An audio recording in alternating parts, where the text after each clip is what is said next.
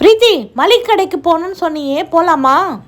போலாமா. சரி, என்னென்ன தேவைன்றது லிஸ்ட் எடுத்து வச்சுக்கிட்டியா? அப்புறம் போயிட்டு வந்ததுக்கு பிறகு அது விட்டுச்சு இது விட்டுச்சுன்னு எல்லாம் சொல்லக்கூடாது. இதோ எழுதி வச்சிட்டேமா. சரி, அப்ப போலாமா? போலாம். அம்மா, நீ அந்த கீரை வச்சு ஒரு பக்கோடா பண்ணுவல, அது ரொம்ப பிடிக்குமா, செஞ்சு தரியா?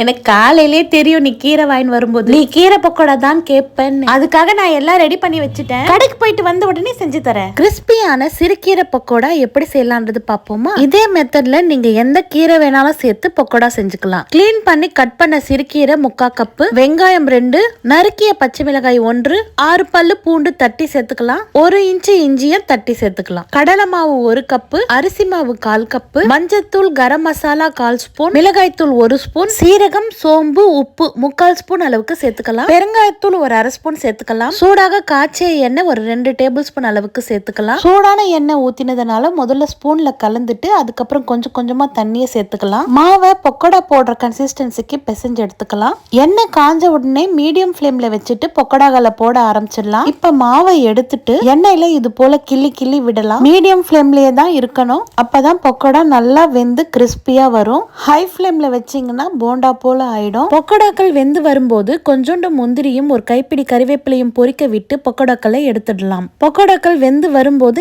எண்ணெய் சொரசொரப்பு அடங்கி இருக்கும். அவ்வளவுதான், கிரன்ச்சியான கீரை பக்கோடா ரெடிங்க. நீங்களும் ட்ரை பண்ணுங்க.